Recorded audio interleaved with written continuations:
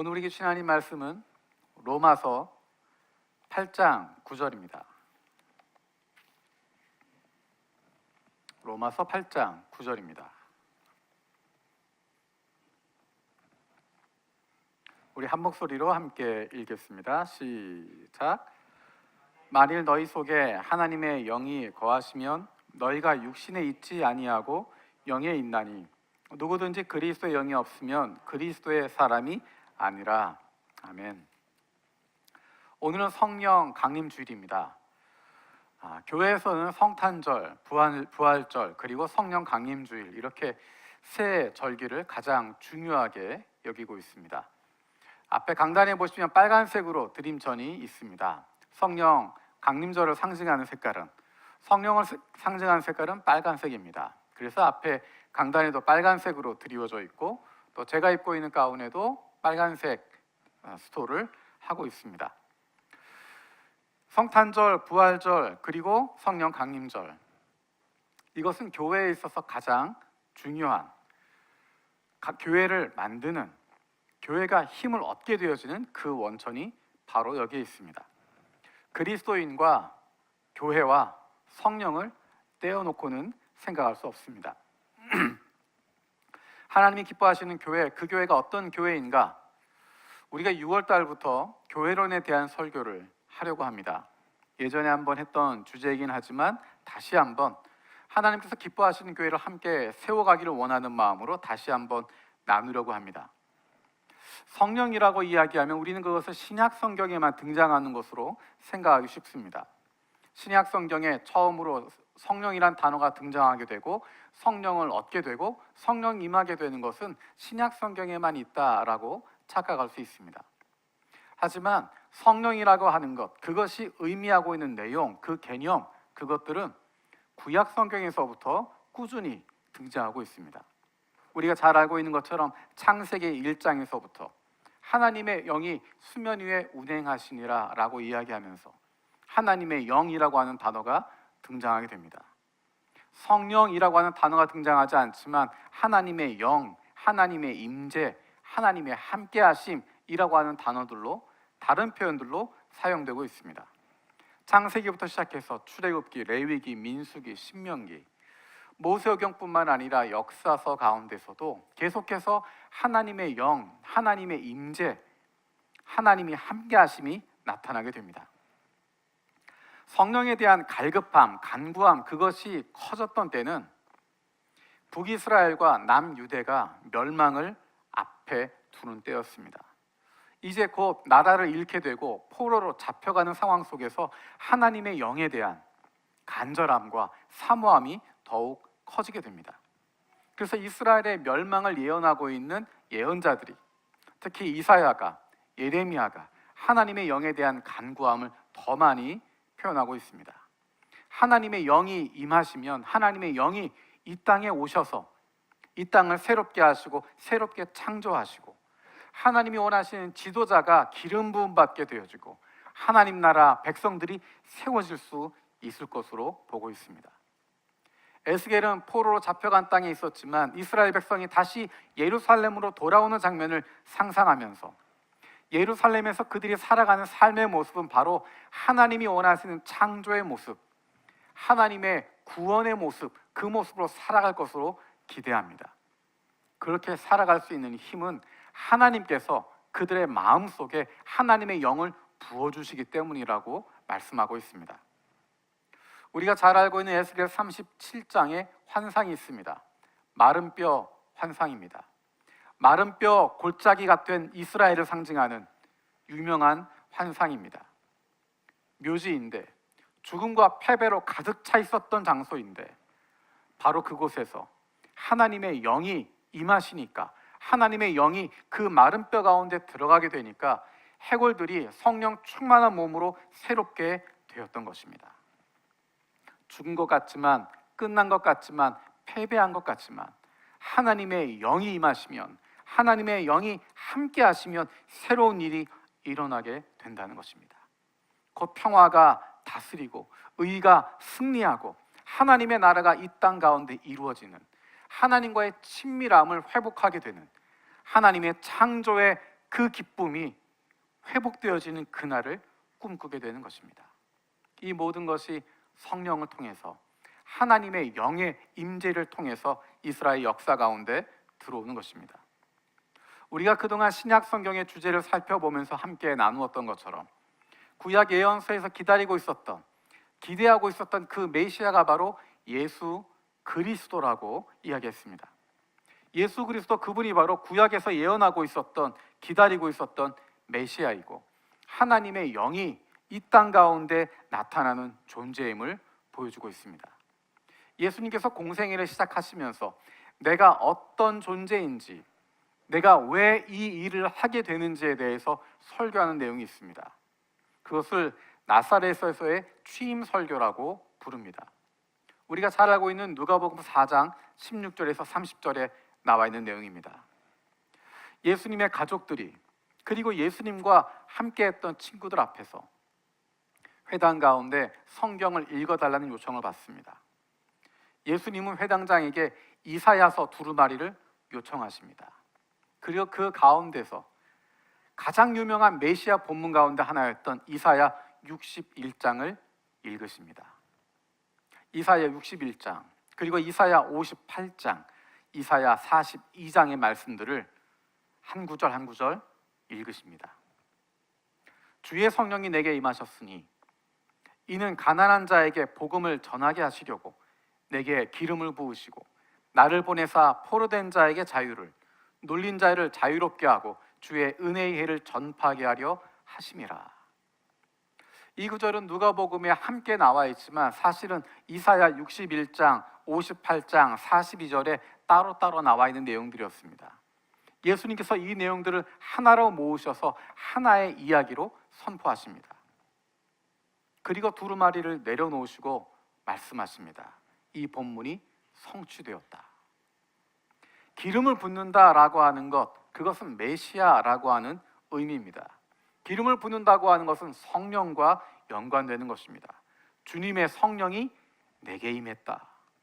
예수님이야말로 약속된 하나님의 영, 성령의 전달자이고 그로 말미암아 메시아의 시대가 열리게 되는 것입니다. 그런데 놀라운 것은 이 하나님의 영이, 이 성령이 메시아에게만, 예수 그리스도에게만 내려지는 것이 아니라는 것입니다. 구약 성경에서 기름을 붓는 것은 왕을 세울 때, 제사장을 세울 때, 선지자를 세울 때 기름을 부었습니다. 다른 편으로 이야기하면 하나님의 영이 임하는 사람들은 왕이거나 제사장이거나 선지자거나 특별한 사람에게 하나님의 영이 부어졌습니다. 그런데 이제 예수 그리스도로 말미암아서 예수님의 제자들에게, 그리고 그들을 통해서 예수님을 만나게 되어지는 그리스도인들에게 하나님의 영이, 성령이 부어지는 것입니다. 몇몇 사람에게, 왕에게, 제사장에게, 선지자에게 부어졌던 기름이, 하나님의 영이 이제는 예수를 주로 믿고 있는 모든 이들에게, 모두에게 그 기름이, 그 성령이 임하는 것입니다. 성령이 임하는 장면을 가장 잘 보여주고 있는 것이 사도행전 2장 1절에서 4절입니다. 우리 함께 읽겠습니다. 사도행전 2장 1절에서 4절 시작. 오순절이 되어서 그들은 모두 한 곳에 모여 있었다. 그때 갑자기 하늘에서 세찬 바람이 부는 듯한 소리가 나더니 그들이 앉아있는 온 집안을 가득 채웠다.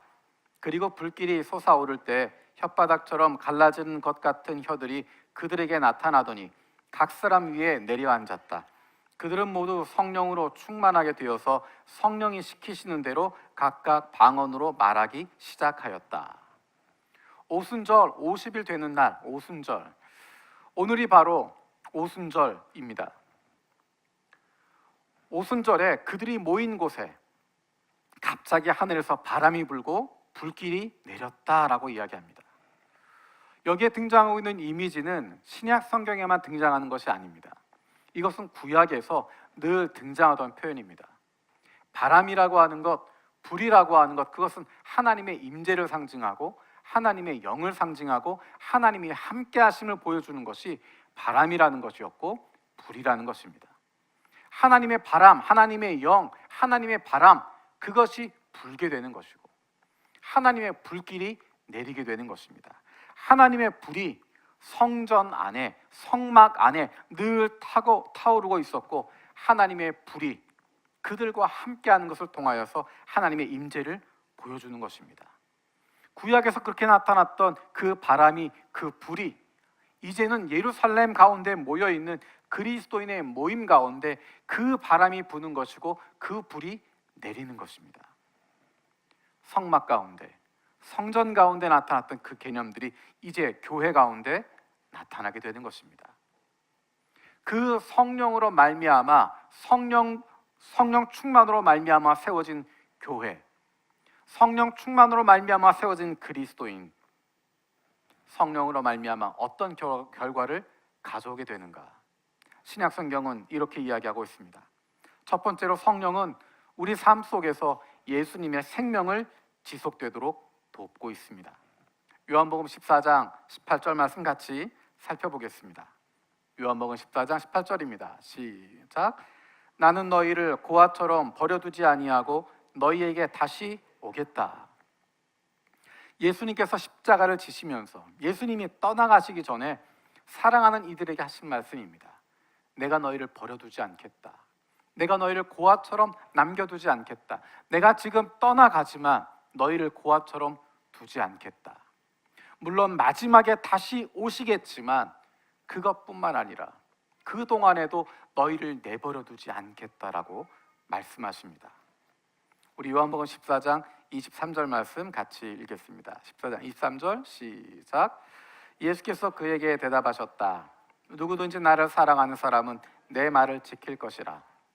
그리하면 내 아버지께서 그 사람을 사랑하실 것이요 내 아버지와 나는 그 사람에게로 가서 그 사람과 함께 살 것이다.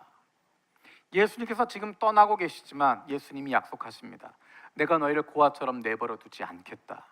내 아버지와 내가 그에게 들어가서 함께 거하겠다, 함께 하시겠다라고 이야기하는 것입니다. 요한일서 4장 13절에 그것이 어떤 의미인지를 더 정확하게 표현해 줍니다. 같이 읽어보겠습니다. 요한일서 4장 13절 시작. 하나님이 우리에게 자기 영을 나누어 주셨습니다.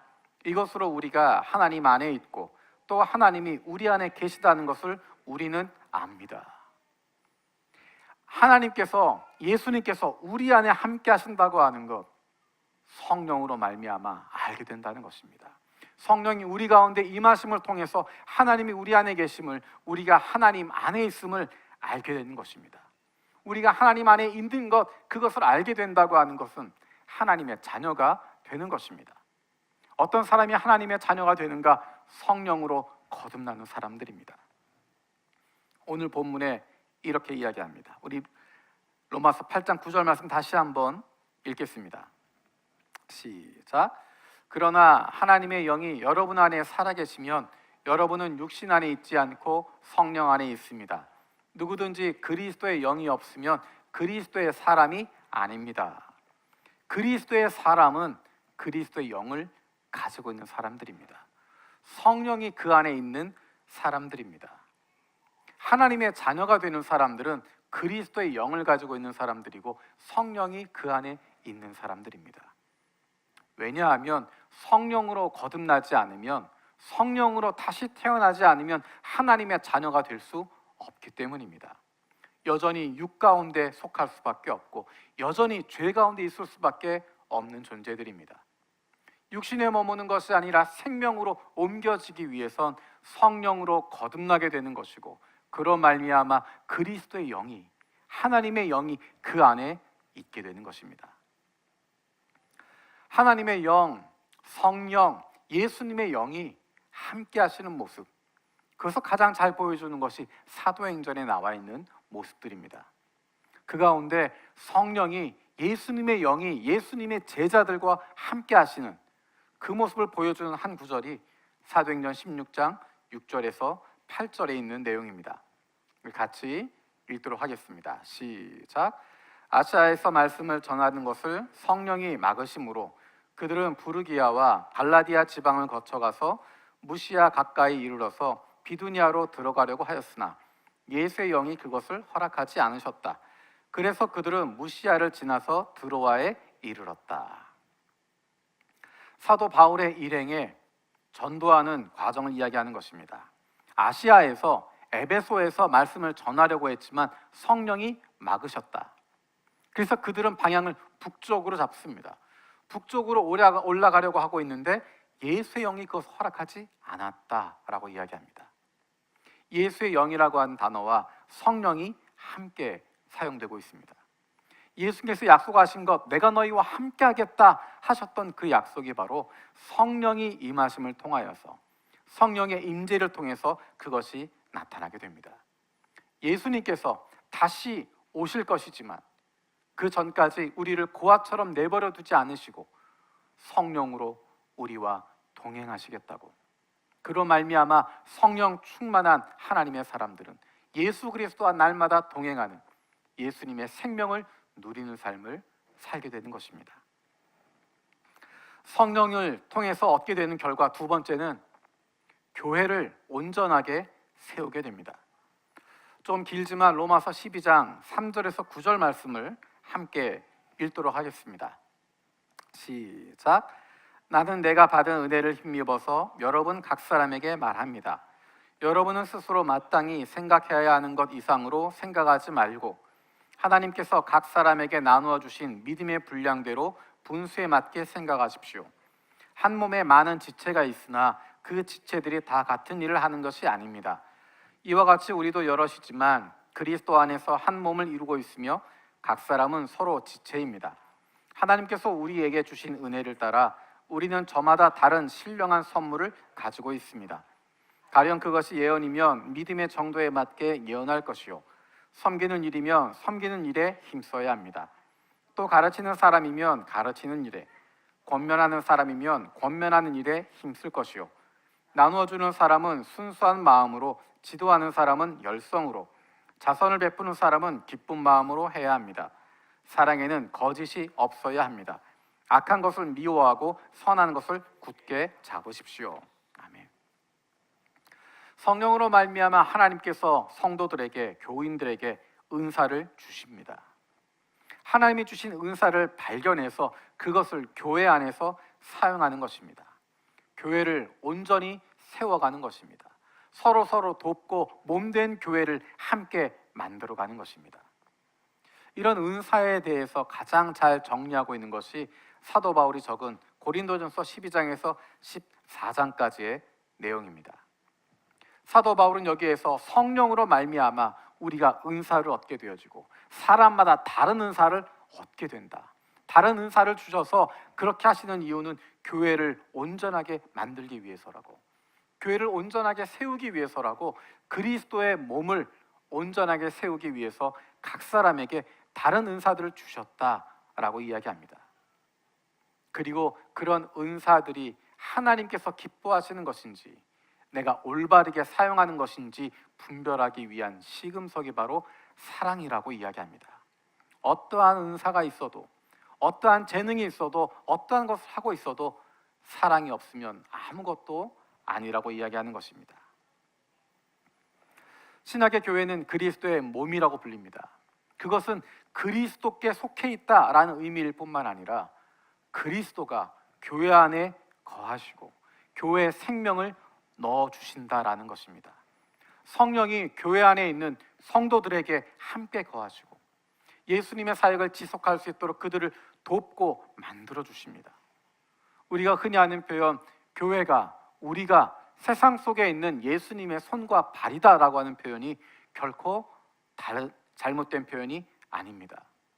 우리 안에 예수의 영을 간직하고 있기 때문에, 성령을 간직하고 있기 때문에 그분의 공동체에서 살아가는 동안에 우리는 예수님께서 원하시는 일들을 감당해 나아가는, 예수님께서 원하시는 그 사역들을 감당해 나가는 사람들이 되는 것입니다.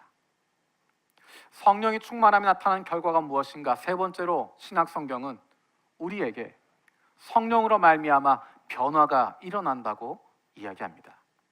영적인 변화를 이야기하는 것뿐만 아니라 삶에서의 구체적인 변화가 나타난다는 것입니다.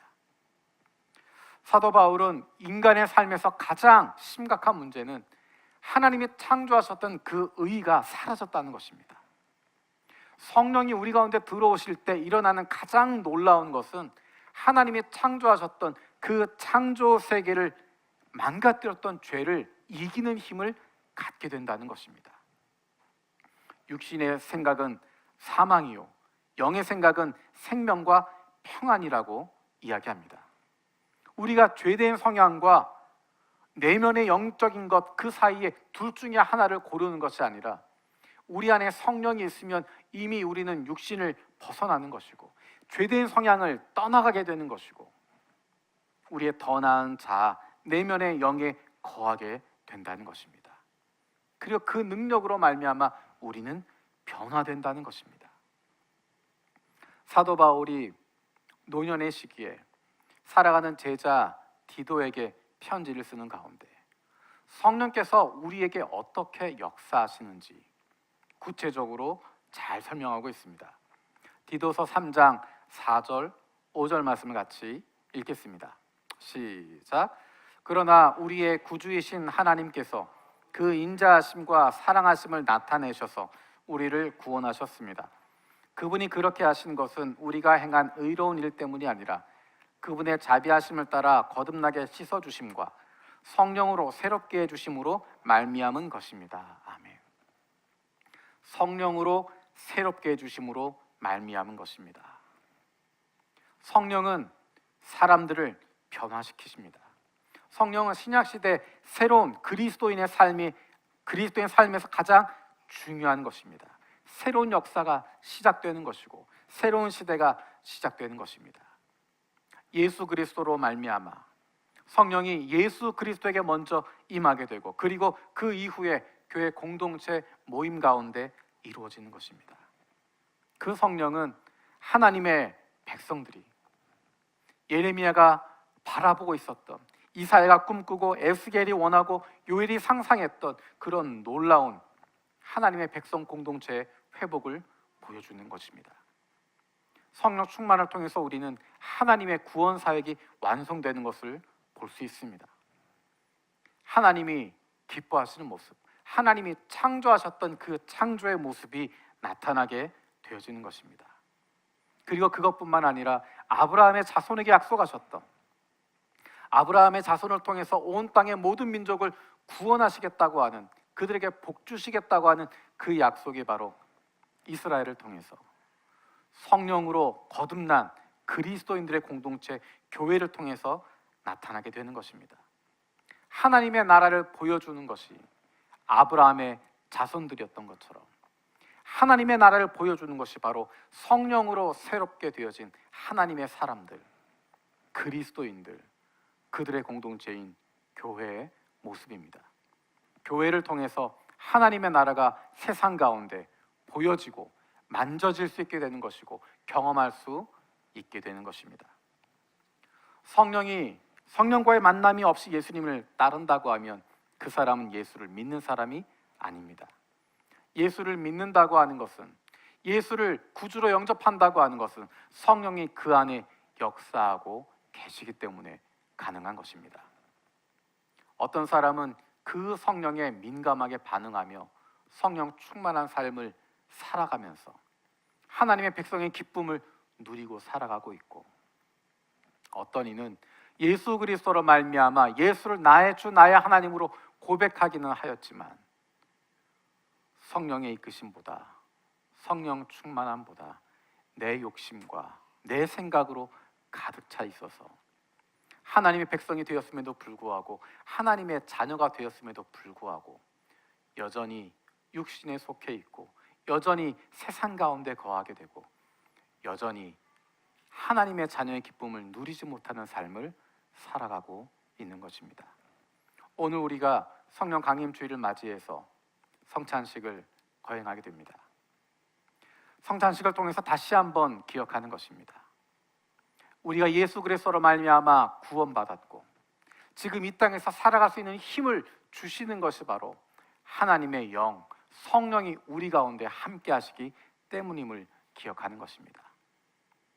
예수 그리스도의 몸이 우리의 육신이 되는 것이고 나를 위해 설리신 예수 그리스도의 그 피가 우리 안에 흐름을 통해서 성령으로 거듭나는 사람들, 육신에 속한 사람이 아니라 하나님께 속한 하나님의 자녀들로 거듭나는 것이고, 우리가 속한 교회가 하나님이 기뻐하시는, 하나님이 원하시는 하나님의 공동체 되는 것입니다. 기도하겠습니다. 살아계신 아버지 하나님, 감사드립니다. 우리에게 성령을 주셔서 감사합니다. 고아처럼 세상에 내버려져 있는 것이 아니라 우리에게 성령을 주셔서 그로 말미암아 하나님과 날마다 동행하시게 하시고, 구약에서 사람들이 누리지 못했던 하나님과 날마다 동행하는 기쁨, 하나님과 날마다 함께하는 능력을 우리가 얻게 하심을 감사드립니다. 날마다 그 기쁨을 누리며 살아가게 해 주시고, 성령으로 말미암아 새로워질 수 있는 주님의 자녀들 되게 하여 주시옵소서. 감사드리고 예수님의 이름으로 기도드립니다. 아멘.